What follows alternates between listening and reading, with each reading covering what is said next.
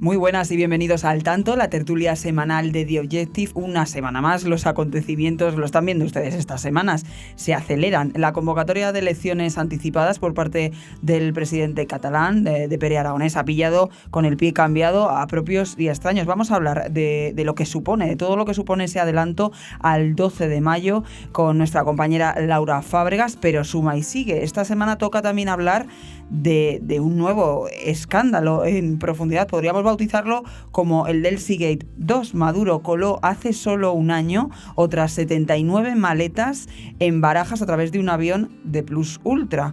Qué casualidad, Antonio Rodríguez nos va a dar todos los detalles de este nuevo escándalo. Y esta semana nuestro compañero Alberto Sierra ha contado también en exclusiva nuevas cuestiones muy preocupantes sobre el caso del Tito Berni. ¿Recuerdan ese caso del mediador, la trama de presunta corrupción que consistía en ofrecer a empresarios ventajas en la contratación pública a cambio de sobornos, presuntamente en Canarias? Han desaparecido de una caja fuerte de la policía los móviles del mediador. Nos va a contar también nuestro compañero toda esta cuestión y más cosas. ¿Les suena el perfil de Twitter Mr. Handsome? Siempre elogia al presidente del gobierno, Pedro Sánchez. Pues resulta que es que trabaja para el PSOE y cobra del Congreso. Nos lo va a contar también nuestra compañera Ketty Garat. Como ven, tenemos un programa, como siempre les decimos, de lo más cargado que no se pueden perder. Arrancamos. Y arrancamos saludando y dando la bienvenida a nuestra compañera Laura Fábregas. Laura, un placer tenerte de nuevo aquí. Muy contenta de volver a veros a todos. La verdad que estamos muy contentos y no has podido entrar, volver al trabajo de una manera más movida en todos tus cometidos. Ya saben ustedes que Laura Fábregas lleva muchos años siguiendo la política catalana y todo lo que allí ocurre. Está recién incorporada de una baja maternal y claro, convocatoria de elecciones anticipadas. Este tacticismo ha pillado por sorpresa a todos, ¿no, Laura? Totalmente, ha cogido de improviso a todos los contrincantes políticos de Pere Aragonés, del partido de Esquerra. Nadie se lo esperaba porque además hace poco Aragonés hizo una remodelación del gobierno porque quería agotar la legislatura. Pero visto los acontecimientos con la aprobación de la ley de amnistía y con la posibilidad muy real de que Puigdemont sea el candidato de Junts, han querido frenar esta opción porque el odio africano entre Esquerra y Junts es muy elevado y buscar frenar así a su principal rival en el espectro independentista. Claro, porque vamos por partes. Ha escogido el momento clave. Bueno, la justificación era que no se había aprobado la ley de presupuestos, que los comunes habían tumbado esa ley. Hay más de escenografía, ¿no? Vamos Totalmente. por parte en esa cuestión. Sí. Es, podríamos decir, un paripé. O sea, el alineamiento entre los comuns, o sea, los de Sumar a nivel estatal y Esquerra es total. Aquí ha habido este dilema sobre el Hard Rock Café, ¿no? Que es un proyecto de casino y de hotel que se tiene que construir, pero que es evidente que no se va a construir. Y con esto han intentado mostrar firmeza a los comuns para decir que no van a aprobar los presupuestos si hay este proyecto, y han dejado caer al gobierno de Esquerra, pero es evidente que es un teatro, que es una escenificación para volver a las urnas e intentar sumar una alianza de izquierdas y hacer un tripartito con el PSC que les permita seguir gobernando.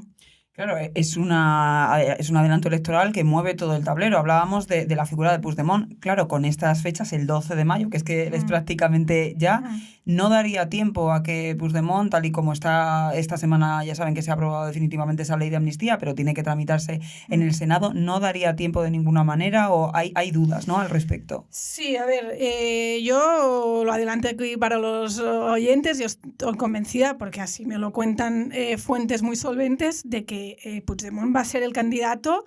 Y aunque no va a estar, o sea, quizás no puede estar en campaña electoral, quizás no puede ser ni investido presidente en el caso que ganara las elecciones, ni siquiera puede ser parlamentario, pero sí que puede presentarse. La otra cosa es que pise España y que se exponga a las consecuencias de pisar España.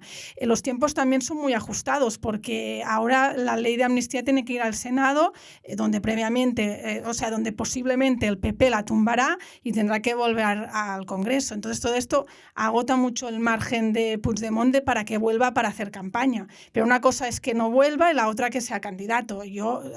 Dice que tardará una semana en decidir, pero yo estoy convencida que Puigdemont va a ser el candidato.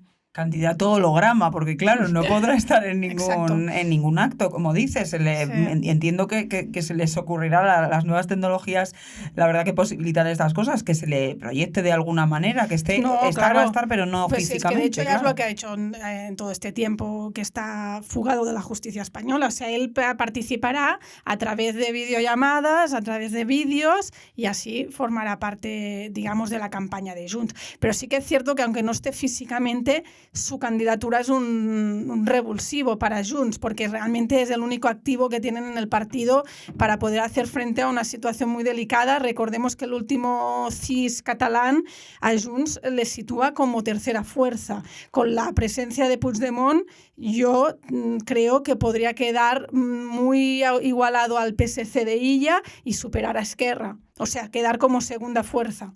Esquerra, sin embargo, también, lo cuentas tú en tu crónica, busca recuperar ese foco. Ellos vienen a defender que no lo han hecho porque todavía no tenga Junts candidato, que se espera que sea Puigdemont, que no tienen miedo, pero ¿le puede salir, Laura, tú que conoces muy bien la política catalana, ¿le puede salir bien la jugada Aragonés o es demasiado peligrosa? Han buscado el momento menos inoportuno de un momento que es muy inoportuno para Esquerra.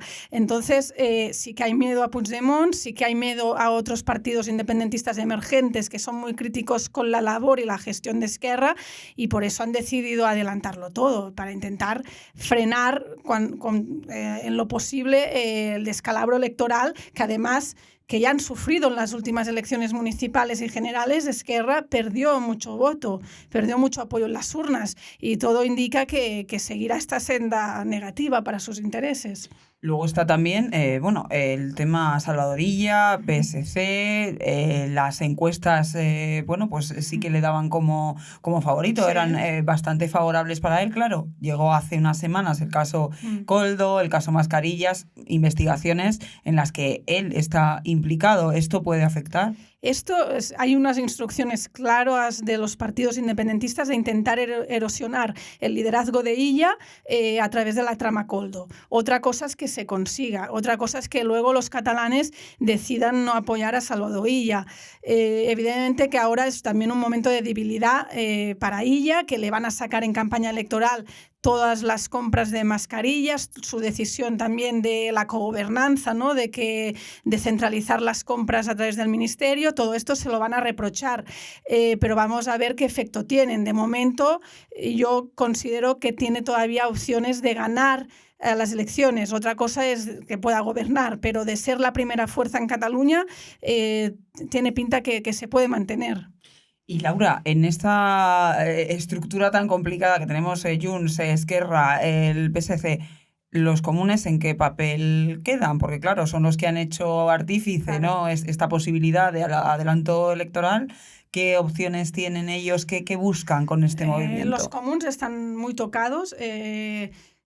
Todos los sondeos les pronostican unos malos resultados, y por eso han intentado con este rechazo a los presupuestos, con este rechazo al Hard Rock Café, mostrar una posición de firmeza para al menos intentar lograr que la gente muy de izquierdas o de izquierda alternativa al PCC los vean como una opción útil para gobernar. Ellos también intentan, sus esperanzas son que es verdad que Yolanda Díaz en Cataluña en las generales obtuvo muy buen resultado, intentar que esta figura que genera tanta simpatía en muchos votantes catalanes como es Yolanda Díaz, de forma indirecta pues les repercuta a ellos y puedan pues sacar un mejor resultado de lo previsto. Y luego también hablas tú en tu crónica, Laura, de ese cuarto espacio independentista. ¿En qué consiste? Bueno, esto es muy interesante porque el fracaso del proceso independentista ha hecho emerger nuevos partidos que son muy, muy críticos con Junts, con la CUP y con Esquerra. Con cómo se ha gestionado, con ¿no? todo, y creen estos que son unos últimos traidores, que la amnistía es una traición, y algunos de ellos, Alianza Catalana, que además en The Objective hemos sido los primeros en hablar de este partido, logró la alcaldía en Ripoll, o sea, ha logrado ser primera fuerza en un municipio muy clave para Cataluña, muy nacionalista, bueno, con mucha historia tradicional independentista. Entonces, le tienen mucho miedo porque han visto que gana elecciones. Entonces, este partido lo que aspira es también a entrar en el Parlamento, y es verdad que ahora, con este adelanto electoral, tendrán que organizarse mejor, pero sí que hay probabilidades que irrumpan por primera vez en el Parlamento y obtengan representación.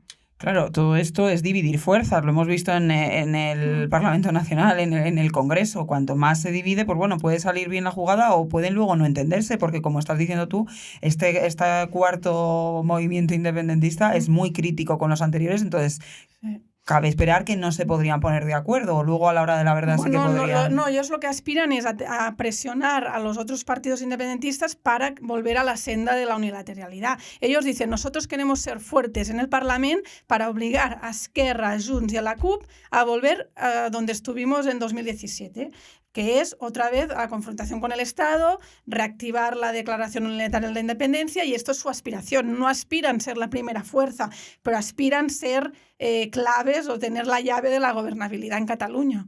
Y luego ya por último, Laura, porque bueno, nuestros oyentes saben que Laura sabe mucho de la política catalana, pero también de la nacional, y es que este movimiento de Pere Aragonés ha tenido mucho efecto y tiene un efecto directo en la legislatura de Pedro Sánchez. De hecho, directamente tras anunciar ese adelanto electoral, Sánchez dijo, señores, los presupuestos del 24 no se van a seguir negociando. ¿Qué puede suponer para la política nacional? Algunos hablan de, bueno, ¿puede aprovechar este movimiento o no? ¿Suma más la debilidad que ya nos encontramos? Bueno, están incluso hablando ahora de que también puedan haber elecciones generales, que yo esto no lo veo a corto plazo, pero sí que pone la legislatura en una situación muy complicada, porque ahora Esquerra y Junts, que son los socios naturales de Sánchez en el Congreso, empezarán a competir porque estarán en un contexto de campaña electoral. Esto significa que pondrán las cosas mucho más difíciles al gobierno y que también se verá perjudicada la estabilidad de la legislatura. Sin duda, un arranque, Laura, para ti también, apasionante, trabajo desde luego y emoción y noticias. No me quejo. Laura, muchas gracias. Gracias como a siempre. vosotros.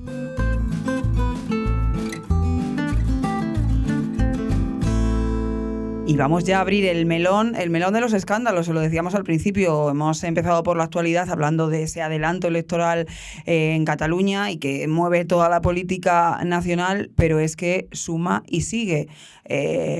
Caso Mascarillas, caso Koldo, caso Ábalos, exclusiva tras exclusiva durante semanas en este periódico.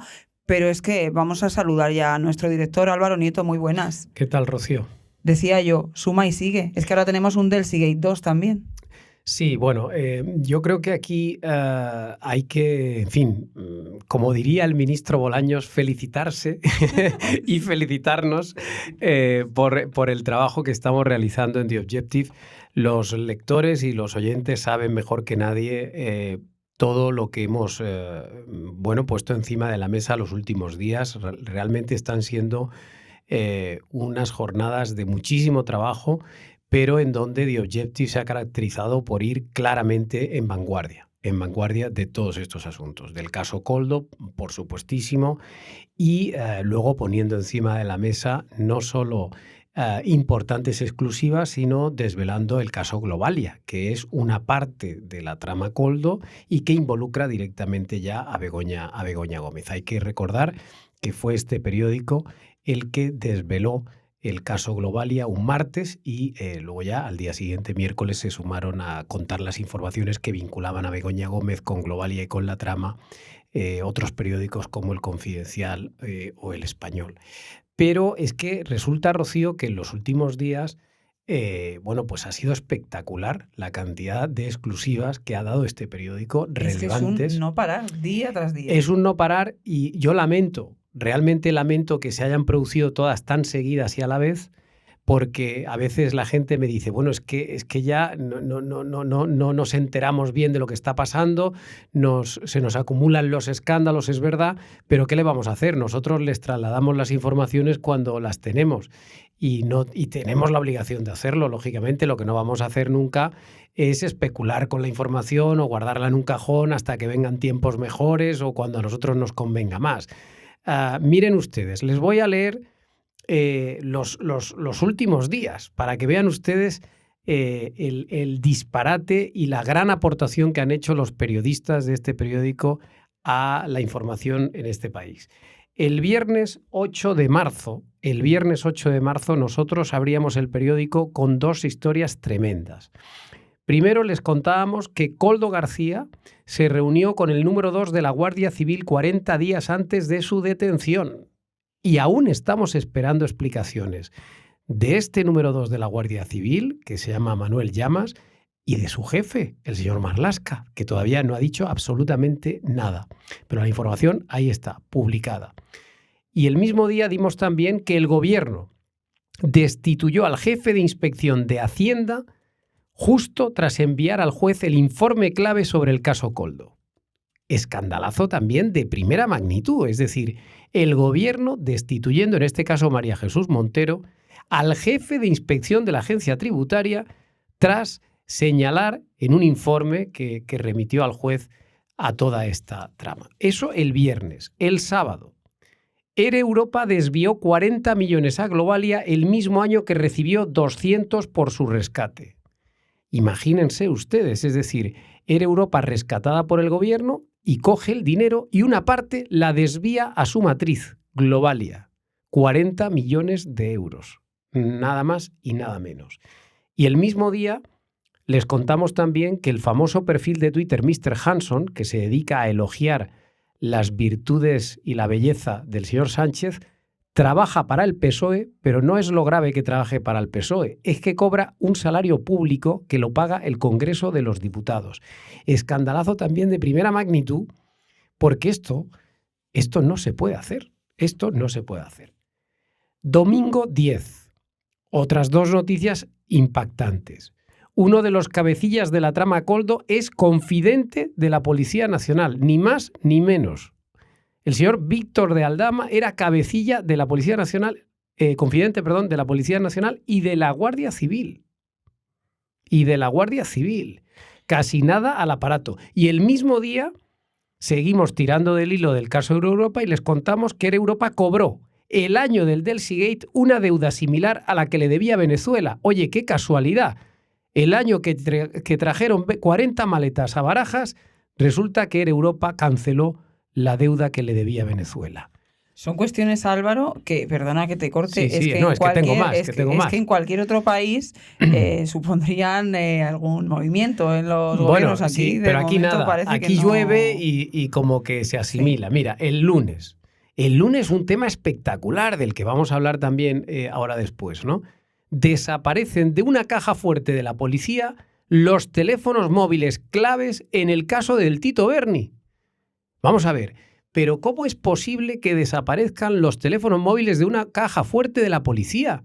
¿Pero esto qué es? Y nadie ha dado explicaciones. Todavía no he visto que hayan destituido a nadie, a ningún alto cargo de la policía en Canarias, que haya salido el ministro del Interior a dar explicaciones. Es decir, que desaparecen las pruebas clave del caso Tito Berni y aquí no pasa absolutamente nada. Nada. Martes, 12 de marzo.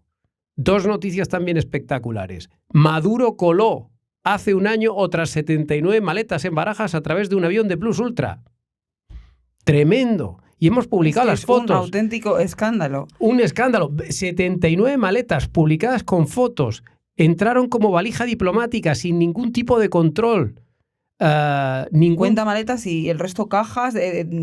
Correcto. Están las fotos ahí, ustedes las han podido ver. En un avión de Plus Ultra, que fue una aerolínea rescatada durante la pandemia. Plus Ultra. Claro, con 53 millones de euros, una aerolínea que no tenía pasajeros, empleados, aviones y que encima era de origen venezolano. Siempre aquí la vertiente venezolana. Esa conexión de la que hablas en tu libro, Claro. Moncloa-Caracas. Y luego dimos también el martes que la mitad de los trabajadores del servicio de prensa de Ferraz, del Partido Socialista, cobran en realidad un salario público. Es decir, no solo Mr. Hanson, sino que la mitad de los empleados del servicio de prensa del Partido Socialista en la sede de Ferraz tienen un salario que lo paga el Congreso de los Diputados, que lo pagamos todos nosotros para que hagan propaganda a favor del Partido Socialista. Y termino ya con el miércoles 13 de marzo, dos noticias también espectaculares. La Guardia Civil intentó sin éxito escanear los 79 bultos que Maduro coló en Barajas y la mujer de Koldo García pagó al contado un piso de 365.000 euros en plena pandemia. Es decir, en contra de lo que había dicho Koldo García estos días en sus entrevistas diciendo que él tenía hipotecas en sus pisos y no sé qué, falso. Falso. Hemos destapado y hemos demostrado cómo uno de los pisos al menos está pagado al contado en el mismo año 20, en el mismo año de la pandemia, 365.000 euros. Cuando ni Koldo García... de ahorro. Bueno, ni Koldo García ni su señora tenían un salario espectacular, o sea que evidentemente el dinero lo han sacado de algún sitio y no precisamente de una nómina. Bueno, todo esto es para poner de manifiesto, Rocío, las enormes aportaciones que está haciendo este periódico. Yo sé que los lectores y los oyentes lo aprecian, lo agradecen, pero creo que yo como director tengo que felicitar a todo el equipo por el extraordinario trabajo que se está haciendo en esta casa. Está todo el mundo remando en la misma dirección y además estamos haciéndolo gracias también a la colaboración ciudadana, porque muchos lectores, muchos ciudadanos se están acercando a nosotros, contándonos pistas, transmitiéndonos información que muchas veces es valiosa y que nos permite tirar del hilo y llegar a este tipo de noticias. Como aquí somos libres, como aquí somos independientes, vamos a seguir haciendo nuestro trabajo, le pese a quien le pese y le moleste a quien le moleste. Lamentablemente, eso sí, yo ya no puedo responder por qué hacen los demás medios, porque evidentemente yo creo que muchas de estas noticias merecerían una mejor cobertura en el resto de televisiones, de radios y de periódicos. Pero bueno, allá cada cual con lo que hace. Nosotros creo que lo que tenemos que hacer es seguir haciendo nuestro trabajo y lo vamos a hacer. En este asunto en concreto, en estos asuntos en concreto, hemos sido pioneros. El equipo que yo he tenido el honor de dirigir, primero en Voz Populi y ahora en The Objective, ha sido pionero en descubrir en su momento el Delsey-Gate, el rescate de Plus Ultra, el escándalo de soluciones de gestión y el escándalo, por supuesto, de Travis, que ya llegará y que hay personas imputadas ahora mismo del Ministerio de Sanidad. Y estando ya aquí en The Objective hemos sido pioneros en destapar todo esto que acabo de contar, el escándalo Globalia, las tramas Balear y Canaria del tema Koldo. Es decir, yo creo que estamos haciendo una enorme contribución para, en fin, que los ciudadanos estén cada vez mejor informados y que, bueno, pues cuando llegue la hora de votar, que lo hagan con pleno conocimiento de las cosas que suceden en nuestro país. Luego ya, si caen o no caen gobiernos, si caen o no caen ministros, eso ya a nosotros no nos corresponde. La verdad que un trabajo impresionante y cada día, como estamos diciendo, es que se aceleran las noticias, se acelera la información y tienen ustedes siempre que ver cada día. Lo primero que tienen que hacer por la mañana es The Objective porque, como ven, no dejan de pasar cosas en este país. Vamos, si te parece, Álvaro, precisamente a profundizar sobre ese Delsey-Gate 2.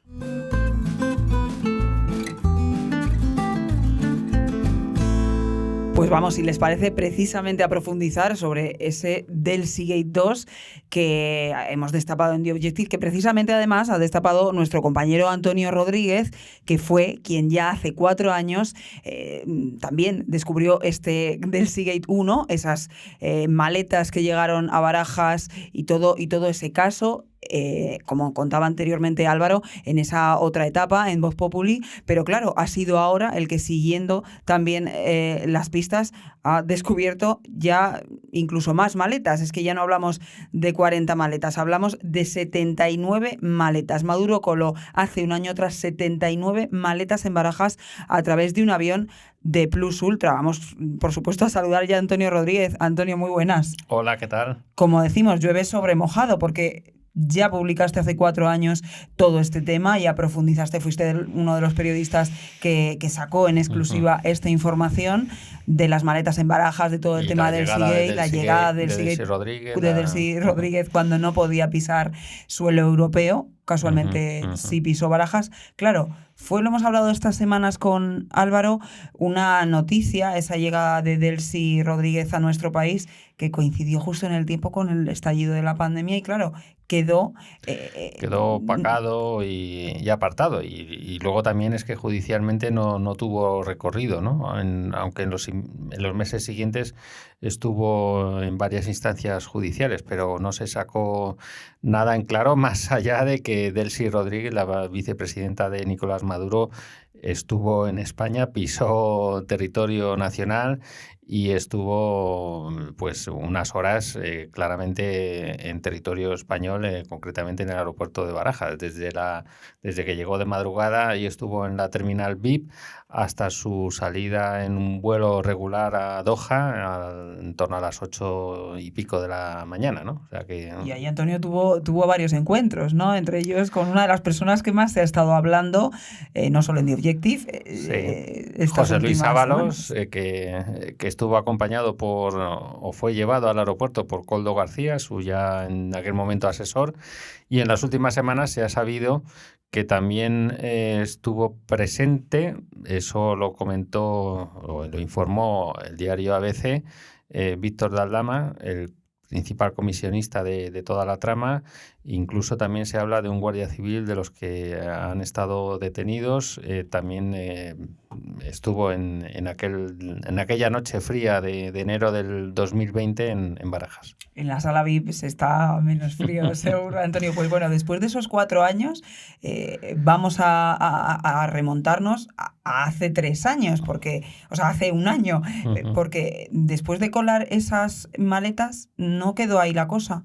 Maduro coló hace un año otras 79 valijas por esa misma vía diplomática. Sí, son 79 bultos, de los cuales 50 son maletas, todas idénticas, embaladas de la misma forma, y 29 cajas grandes. Y la exclusiva, la novedad que aporta The Objective es las imágenes, las fotografías. Es la primera vez que podemos ver, digamos, el modus operandi de Venezuela con este trasiego de maletas que llegan a España.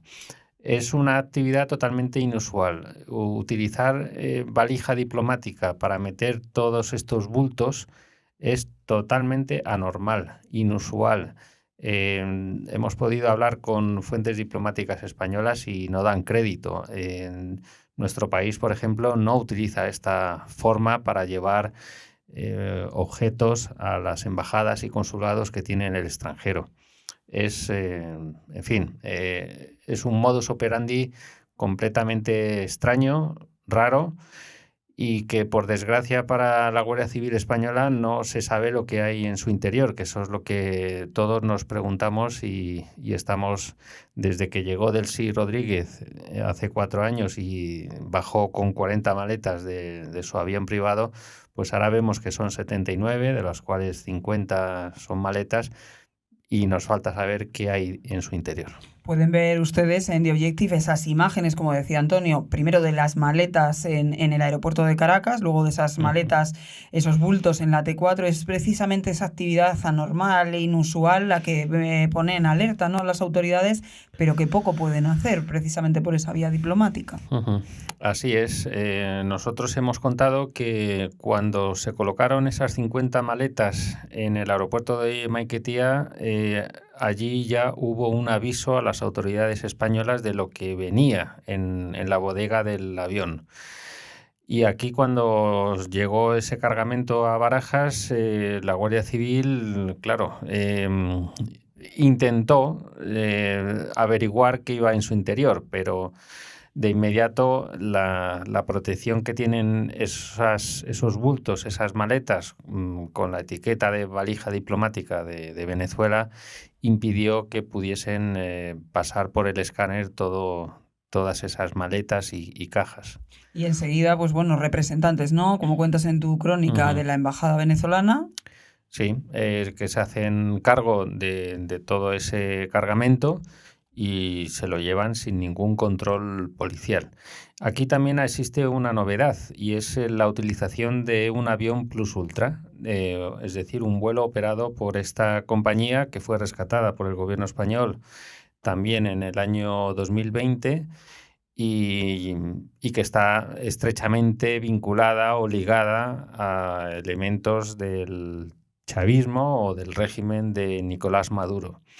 Nosotros también hemos contado, la sugerencia que nos trasladan fuentes gubernamentales, policiales y aeroportuarias españolas sobre la elección de Plus Ultra, es que esta compañía puede tener un celo especial a la hora de proteger este cargamento en todo el trayecto desde Venezuela a España y que no se rompa la cadena de custodia en ningún momento y que siempre, o sea, que no pueda haber algún miembro extraño de las fuerzas de seguridad españolas que puedan saber o detectar lo que hay en su interior, ¿no?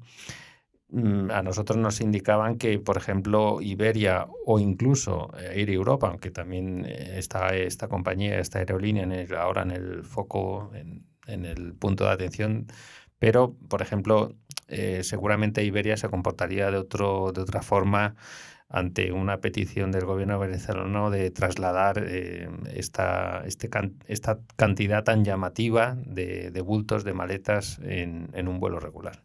Claro, cuentas, Antonio, en tu crónica que según os señalan fuentes diplomáticas, los agentes españoles sí podrían haber ordenado el regreso de los bultos, sobre todo de las 50 maletas empacadas idénticas, pero claro, eso puede llevar consigo un conflicto diplomático entre ambos países. Sí, seguramente una crisis bilateral que este gobierno seguramente no está dispuesto a tener, a sufrir. Los guardias civiles que estaban en Barajas podrían haber ordenado el regreso de esas maletas a Venezuela, igual que pasó hace 4 años con Delcy Rodríguez, que podía haber sido deportada ipso facto si hubieran querido las autoridades policiales y políticas españolas.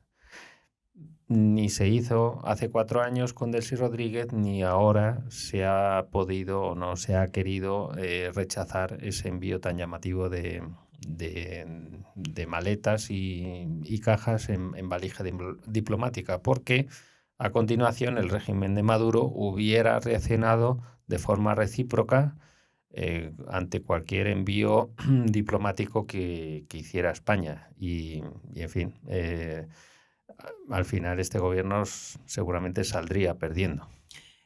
Antonio, claro, dada la situación, teniendo en cuenta esa llegada de Delcy Rodríguez, esas 40 maletas, ahora estas 50 y el resto cajas, hablas de que tus fuentes te comentan que no son estos únicos 2 casos, que ha habido al menos otro. Claro, da la sensación que puede haber muchos más, sobre todo a lo mejor en volúmenes más pequeños. Sin duda, nos estamos moviendo en cifras que unas veces son 40, otras 50 más 29, que suman 79. Que son las que llaman más la atención, pero podríamos... Son cifras muy llamativas. Por ejemplo, España puede enviar a Venezuela y es lo que se llama una saca. Es decir, tú colocas dentro de una bolsa algunos objetos. Hay veces que si se tiene que enviar, por ejemplo, ordenadores cifrados, pues se utiliza un contenedor. Pero esto de enviar 50 maletas idénticas cada una a saber dónde va a terminar, pues es un modo totalmente inusual y que no se suele utilizar. Vamos a ver si algún día podemos saber qué hay lleva, dentro, ¿no?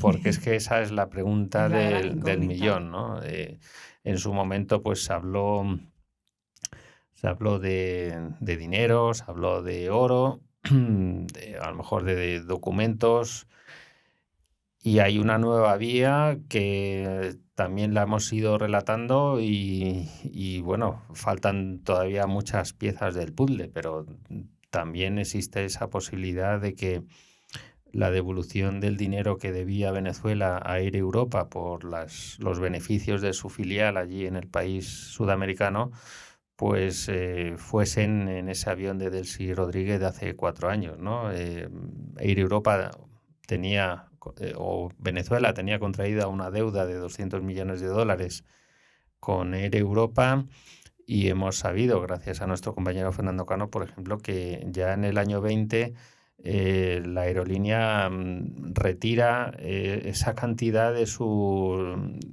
lista de deudas pendientes. De repente desaparece esa partida. Con lo cual no sabemos cómo, pero bueno, ese dato es muy significativo y el hecho, como parece, que Víctor de Aldama estaba en ese momento interesado en esta operación y conocía ya al ministro Ábalos, a Koldo García, pues, en fin, todas las piezas apuntan ahora en una misma dirección, pero claro, no tenemos una prueba definitiva. Todas las piezas, Antonio, apuntan en una misma dirección y poco a poco se va construyendo ese puzzle, esas conexiones de las que estamos hablando estas semanas. No parece ser casualidad, pero es verdad que de momento es muy difícil ver la foto fija y ese puzzle entero. Pero tu olfato periodístico, que ya llevas, compañero, muchos años en esto, aguerrido periodista, ¿qué te dice a ti? ¿Que dentro de unos años veremos la imagen clara? Pues mira, yo creo que sí. ¿Y sabes por qué? También lo hemos contado en The Objective. Existen las cintas del Delcy Gate que están a buen resguardo de un juzgado y que podrían, si se consigue ver y hacer el visionado, podríamos tener muchos más elementos de los que ahora tenemos. Esas cintas nadie las ha visto, se guardaron en un cajón y pueden tener muchas claves que nos permitan saber qué pasó en aquel momento y a lo mejor podamos deducir qué es lo que ha hecho el régimen de Maduro hace un año con ese envío tan llamativo de 79 bultos aquí a Madrid. Yo quiero tener esperanza en que algún día podamos ver esas imágenes y las cintas nos den la luz que ahora no tenemos. O que alguien tire de la manta, Antonio. Bueno, eso también estaría muy bien, ¿no? Lo veremos, sin duda. Compañero, muchas gracias. Te seguimos leyendo, como siempre. Y enhorabuena por esa pedazo de exclusiva. Gracias. Del Seagate 2, que yo no sé, porque me temo que habrá más temporadas. Vamos a ver. Gracias.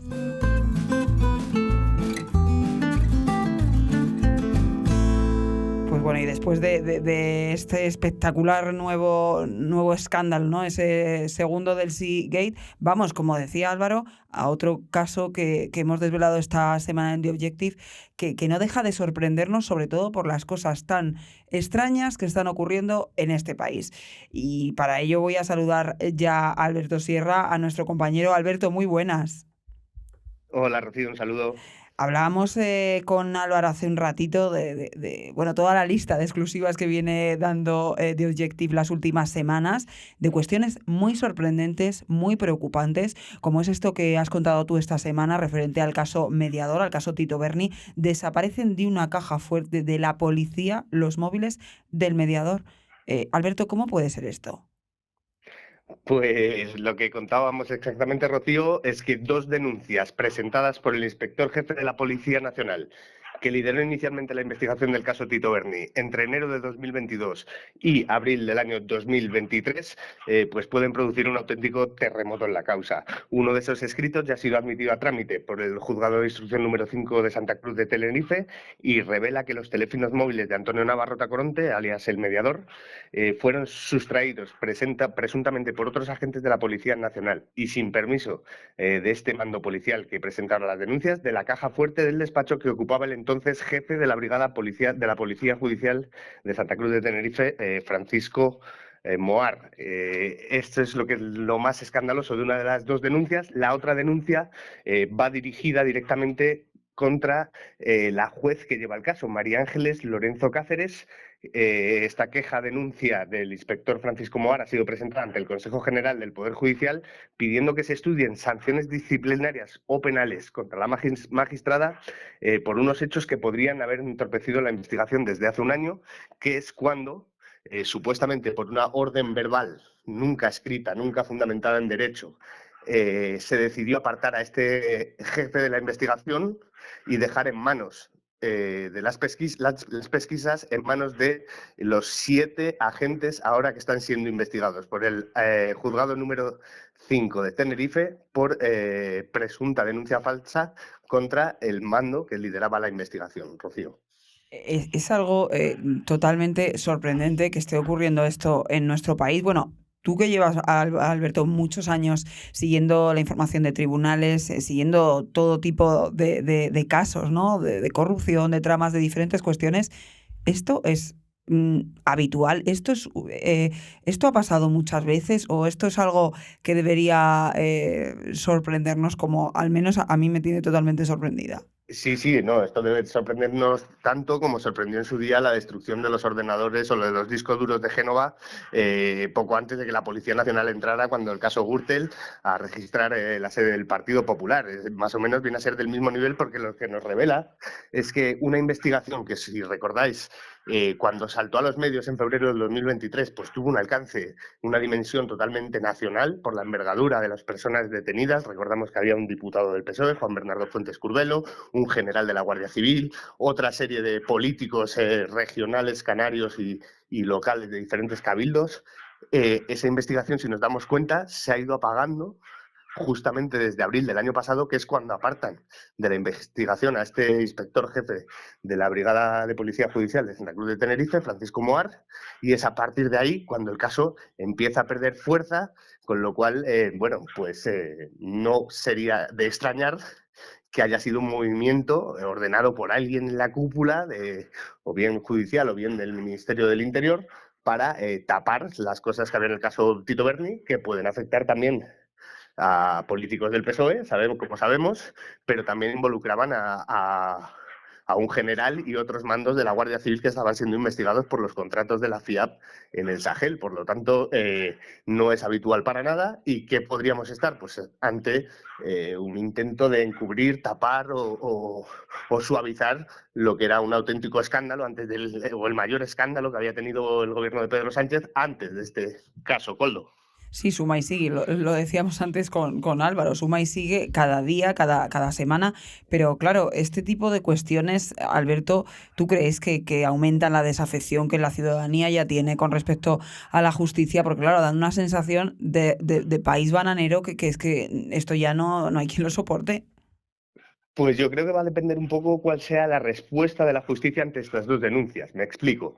Si lo que se está denunciando es que hay un momento en el que se puede haber perdido la custodia de 2 dispositivos móviles en los que se centraba la investigación del caso Tito Berni, si tanto Policía Nacional como la juez actúan de forma transparente y dan una respuesta y nos demuestran que la cadena de custodia se ha respetado y que los teléfonos fueron sacados de allí, de esa caja fuerte, simplemente por un conflicto laboral que había entre el investigador jefe y sus subordinados, pues seguramente la ciudadanía vuelva a recuperar o mantenga un nivel de credibilidad sobre sus instituciones. Ahora, si la respuesta que nos dan es parcial, es ocultar más cosas, es no decirnos la verdad, pues desde luego no va a contribuir ni mucho menos a que tengamos una mejor imagen o percepción de la situación de nuestra calidad democrática, Rocío.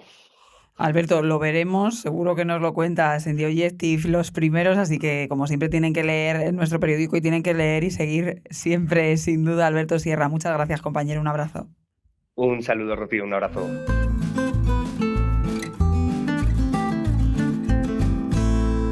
Y bueno, como les decíamos, no hay 2 sin 3. Hemos hablado del Seagate 2 con esas maletas en Barajas hace apenas un año, en valija diplomática, más de 70 bultos que nos contaba Antonio Rodríguez. Hemos hablado con Alberto Sierra sobre Tito Berni, esa desaparición misteriosa de unos móviles custodiados por la policía, pero ahora vamos a hablar de un perfil, se lo decía yo al principio, les preguntaba si les sonaba el perfil de Twitter Mr. Hanson. Ya saben, siempre elogia al presidente Sánchez. Hablamos habla muy bien de él, de todos sus encantos, los encantos del presidente, pues nuestra compañera Ketty Garat sabe muy bien quién es y lo ha contado en The Objective. No solo trabaja para el PSOE, es que cobra del Congreso. Saludamos ya a nuestra compañera Ketty Garat, muy buenas. ¿Qué tal? ¿Cómo estás, Rocío? Impresionante también esto que cuentas esta semana, Ketty, porque la verdad que es que lo hablábamos antes con Alberto, no dejamos de sorprendernos en este país, cuestión tras cuestión, y esto parece, a priori puede parecer menor, pero no lo es, no sorprende que pueda un tuitero, ¿no?, trabajar para un partido político, es lo más habitual hoy en día, pero sí que cobre del Congreso. Hombre, yo creo que es una noticia que ha provocado muchísimo impacto en las redes sociales, obviamente. Es una persona muy conocida, uno de los perfiles más seguidos por parte de políticos, periodistas, ministros. El caso de Mr. Hanson, oye, 82.300 seguidores, Ahí ahí es es nada, nada, ¿no? sí. Exacto, un perfil de referencia para todos los que hacemos política y seguimos la actividad de las redes sociales, y por eso el impacto ha sido tan sumamente enorme.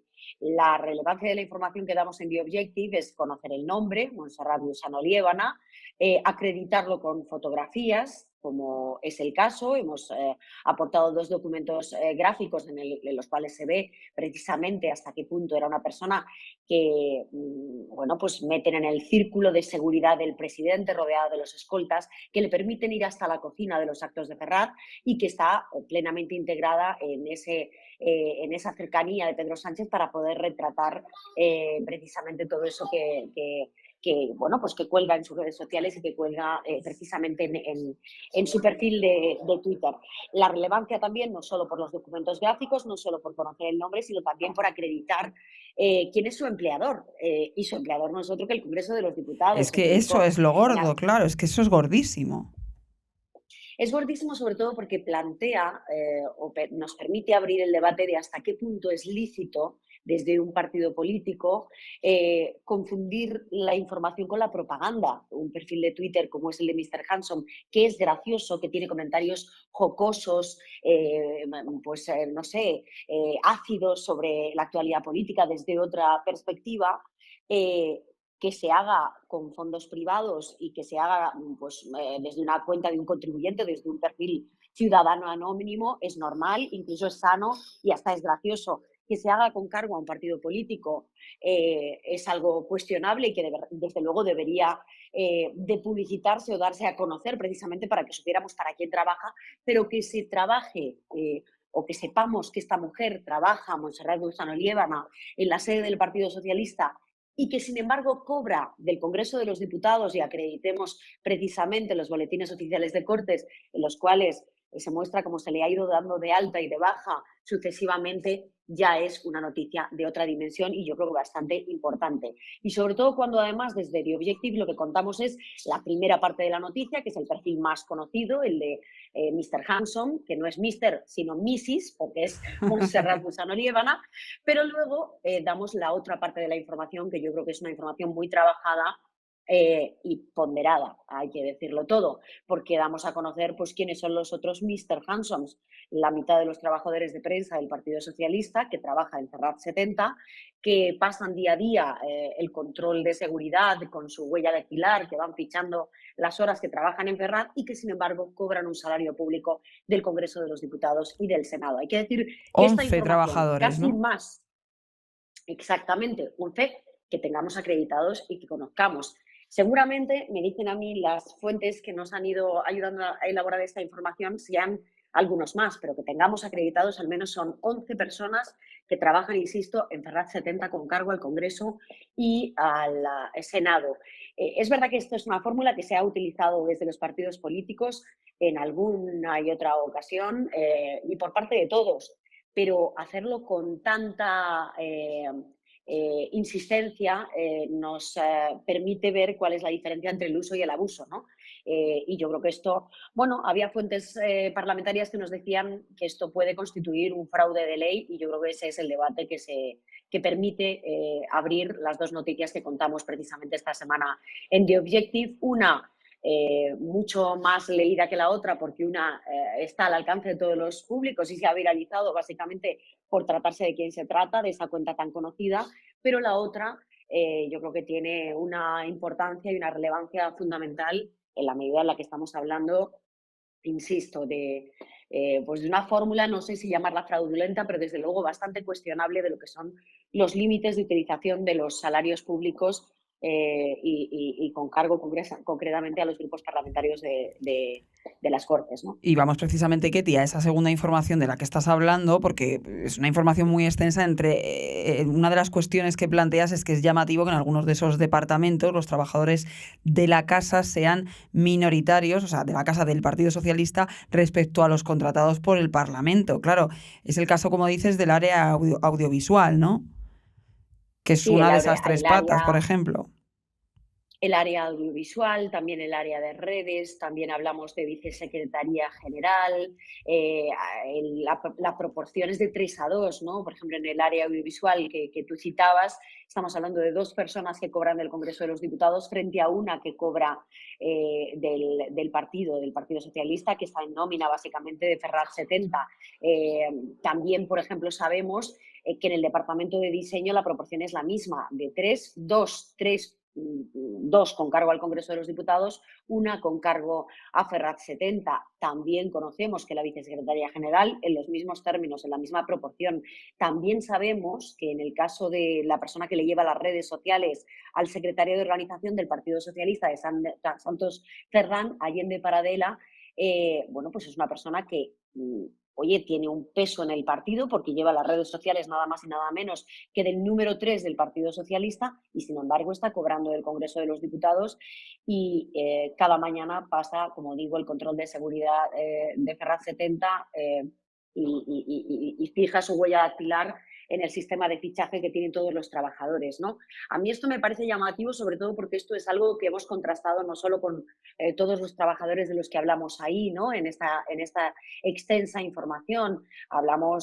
Ponemos nombre y apellidos y fotografías. Monserrat Luzano Liébana, José Luis Moscardó, Meritxell Blasco, Irene Morilla, José María Oñate, Manu, no hemos conseguido averiguar su nombre, pero es el responsable de redes sociales y lo acreditamos también con una fotografía, Francisco Javier Ortega, Sofía Barbosa, Lucía Velasco, Jorge Rubio, en fin, damos cumplida información sobre esos perfiles y además, bueno, pues añadimos que esto está bajo el radar, desde luego, del Comité de Empresa de Ferraz 70, que viene dando cuenta de determinadas cuestiones que, desde luego, ya no para nosotros, a ojos de los medios de comunicación o a ojos de los periodistas, sino a ojos precisamente de los representantes de los trabajadores del propio Partido Socialista, están siguiendo con inquietud alguna de las prácticas que se están siguiendo y yo creo que esta es una de ellas.